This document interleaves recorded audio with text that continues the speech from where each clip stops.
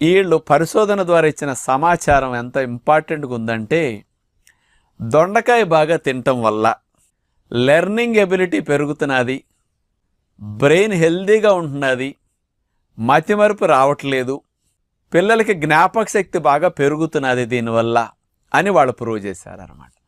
మరి ఎందుకు ఆ మంచి లాభాలు వస్తున్నాయి? దొండకాయలో ఏమున్నాయని చూస్తే, మన మెదడులో ముఖ్యంగా 2 యాంటీ ఆక్సిడెంట్స్ బాగా తయారవుతూ ఉంటాయి.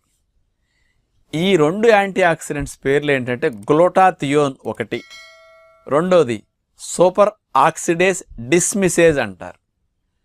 ఈ 2 యాంటీ ఆక్సిడెంట్స్గా మనకు రక్షణ కలిగిస్తూ ఉంటాయి, బాడీ తయారు చేసుకుంటుంది ముఖ్యంగా మెదడులో. ఈ 2 కెమికల్స్ని, యాంటీ ఆక్సిడెంట్స్ని దొండకాయ తిన్నప్పుడు వీటిని ఇంకా ఉత్పత్తి పెంచేటట్టుగా బ్రెయిన్కి దొండకాయ సపోర్ట్ చేస్తున్నదని